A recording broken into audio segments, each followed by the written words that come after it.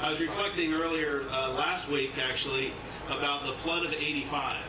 Why? Because we're 40 year, and the 40-year anniversary is coming up soon. Who was here in 1985? All right, so a few people remember what this area here was like in 1985. So this area, for those of you who weren't, I've seen some pictures. I was not personally here, but I've seen some pictures. This whole area was underwater. Roanoke Memorial Hospital right over there had 2 floors covered with water, and it was completely dark from the electricity going out. So seeing those pictures from that day, those days really, it's truly remarkable to think that we're standing here today in what is now the Roanoke Innovation Corridor and seeing all the development that has happened. It's truly a testament to the incredible leaders who had the vision of what this area and what our region could be and can be. It's amazing how far we as a region have come. So we launched the Reaching Far, Caring Close campaign in 2019 with a focus on expanding the services we provide to our patients and our communities. This is our singular focus, to bring more cancer care, more expanded cancer care to this region. We envision the Carilion Taubman Cancer Center as a beacon of world-class cancer care right here in our community. And it's so wonderful to see all of you here today, all of our wonderful supporters who embraced this vision and made it your own. This morning we have some really special speakers who are going to talk to us who have been instrumental in this effort to enhance cancer care in our region. I'm going to quickly pass the microphone on to them, but before I do, I want to say thank you to a few people. I'd first like to recognize James Hartley, our board chair. James, you stand real quick.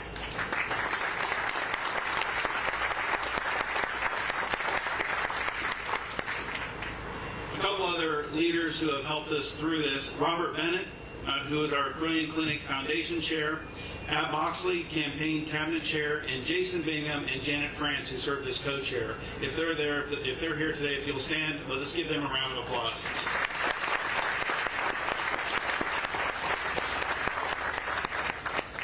Of course, I'd really like to recognize as well Carilion CEO Emeritus Nancy Howell-Agee and her husband Steve. If you both stand.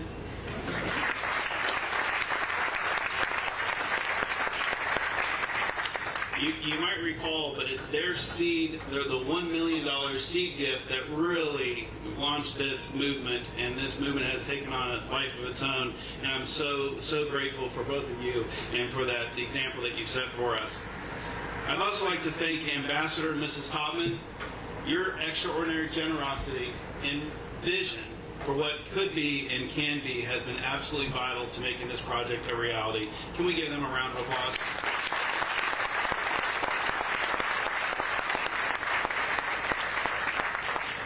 You've seen on these screens the number of donors. Literally thousands of individual donors have made contributions to this campaign that's powered it forward.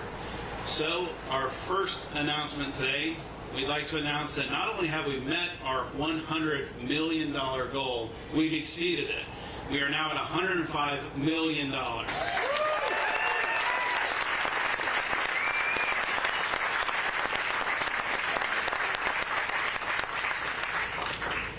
I think it's truly remarkable, particularly since there were so many naysayers who said it couldn't be done. But it's remarkable what I think what this region does. We put our mind to something, we make it happen. So I'd like to just thank everyone once again for all the work and all the effort to get us to this level. But we're not done yet.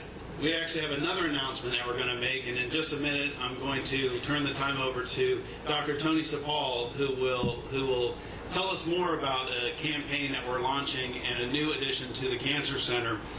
But I want to briefly just have everyone look over across the street. So when this Cancer Center comes out of the ground, I want you to think about it as your own.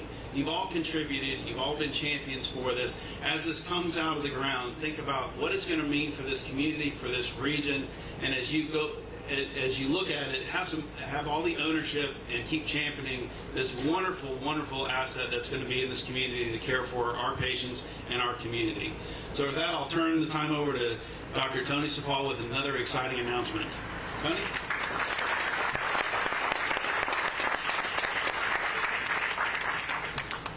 Thanks, Steve. This is a little more mobile than I thought it would be. Good morning. Think warm thoughts. Warm thoughts.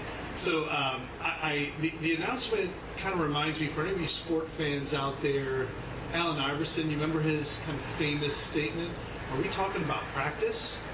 We're not talking about practice this morning. We're talking about proton therapy. Let's repeat that. Proton therapy in Roanoke, Virginia. Just can't overstate what an incredible milestone this will be for our region. And so for those of you that don't know what proton therapy is, I'll give a brief introduction and you'll hear more about this amazing technology as we move forward with the construction of our cancer center. So bringing this incredible technology to Southwest Virginia means we're introducing one of the most advanced and precise tools in cancer care right here at home. Fewer families will have to travel long distances for treatment. For example, a child with a brain tumor won't need to go to Johns Hopkins. We'll provide the same level of care right here, close to family, close to home, and the community that supports that child and that family. Proton therapy is the most precise form of radiation available today, allowing our clinicians to destroy cancer cells with pinpoint accuracy. For those with tumors near delicate structures like the brain, spine, or heart, and especially for children who need highly specialized treatment, we can treat cancer aggressively while protecting healthy tissue. And for those who need another round of radiation, this technology offers new hope where options were once quite limited. Today, proton therapy is only available at a select number of centers around the country. That's right around 50. So we'll be right up there with many of those centers. Having it here in Roanoke places us among leading institutions like Mass General and Mayo Clinic. I've not really heard of those places, but I'm sure they know very much what we're doing here in Roanoke. Certainly an extraordinary achievement for this region. And it's not just about access to treatment. This opens the door to cutting-edge research in collaboration with our partners at Virginia Tech, the Carilion Biomedical Research Institute, VTC, and other national leaders in cancer research. Together, we'll take part in clinical trials and new clinical education programs that advance the boundaries of what's possible in cancer care. This is truly a transformative moment.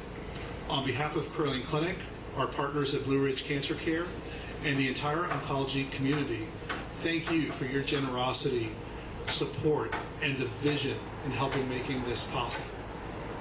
Speaking of vision and visionaries, I'd like to introduce Nancy Agee to the podium.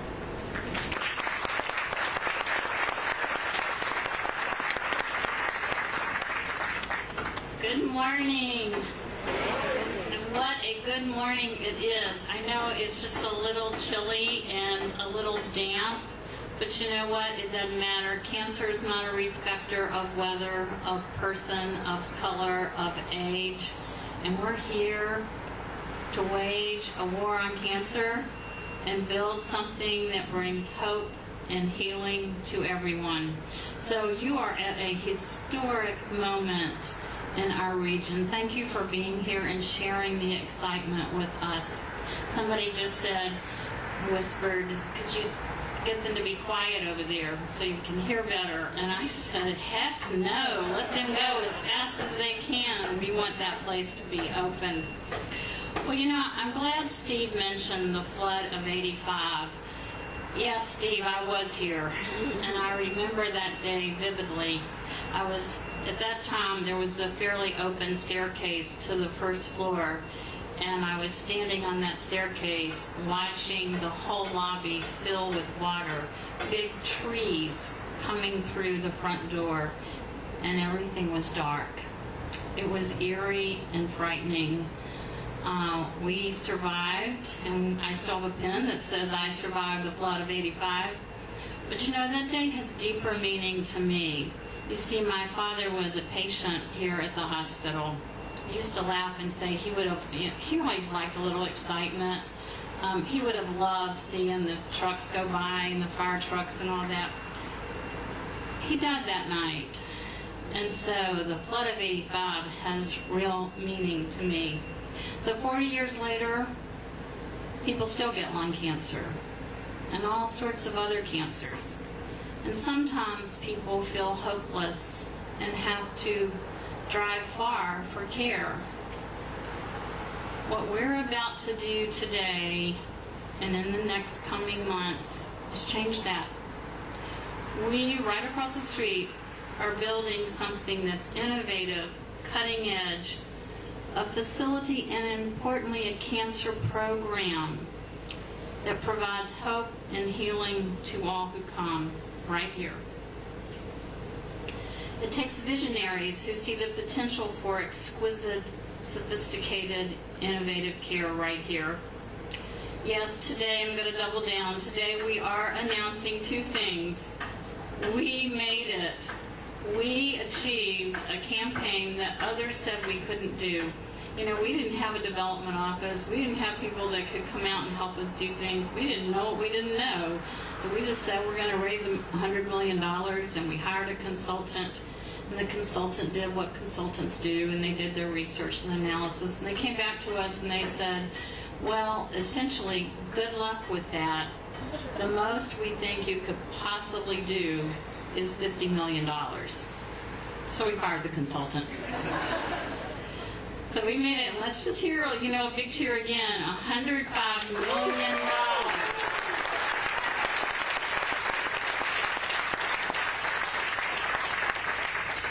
And the second thing is bringing new technology that isn't common across the country, but is exquisitely important to patients with cancer, with certain cancers, and that's bringing proton therapy right here.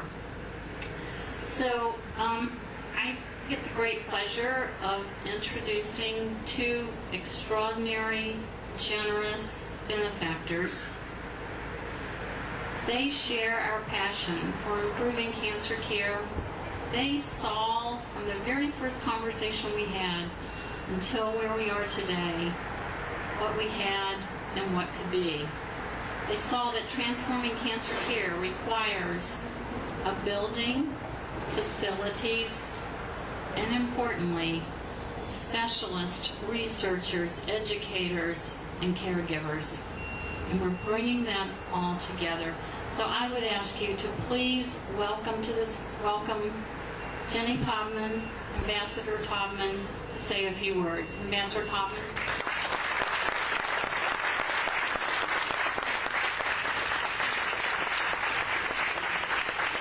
Thank you. Thank you very much. I accept on behalf of Jenny your thanks. And thank you for being here today. I wasn't due to make a speech this morning, so I was just sitting here during the remarks of all the important people here in Roanoke. See, we have the mayor of Roanoke, and thank you all for being here. I tried to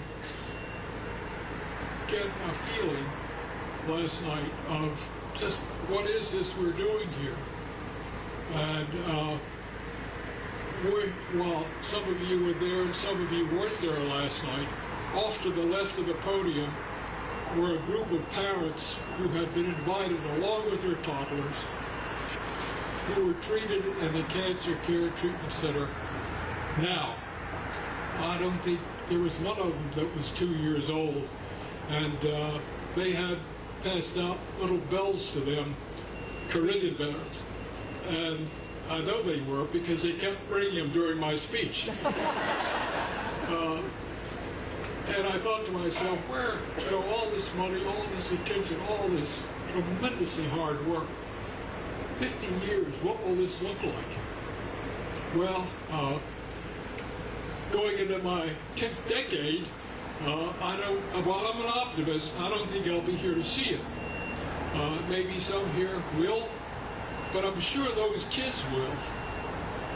And I couldn't take my eyes off of it because each one of them had been treated here at the Cancer Treatment Center, and their ability to be there last night or to be anywhere was because of the people sitting here who just stood up and gave me a round of applause, and we should be standing up and giving yourselves a round of applause. So this building that you see here 50 years from now, that's about as much as I can think, will be here serving people. The building that Mark Pace is bringing up out of the ground right now will be here, and it will be a monument to you folks and to the things you've done today, and to the folks who've contributed financially to all this. Money comes and money goes, and when it goes for something like this, you can look here today, look down the card and say, 50 years from now, that's what I've done. That's what you'll say to yourself. And you can be proud of that. And you should be proud of Carilion, the people who work there, the job you've done. And I thank you for that today.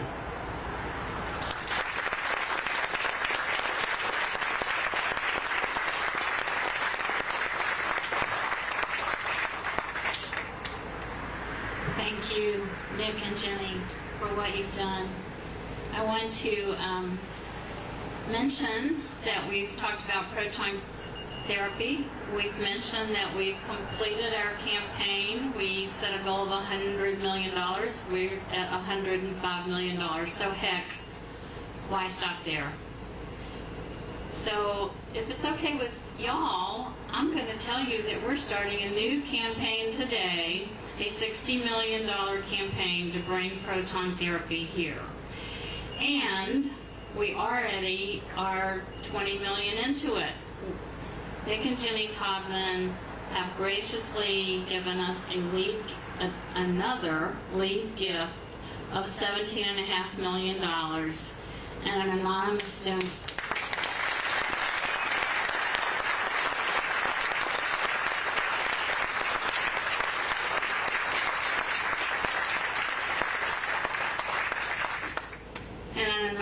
Donor is committing $2.5 million, so we're already $20 million into this.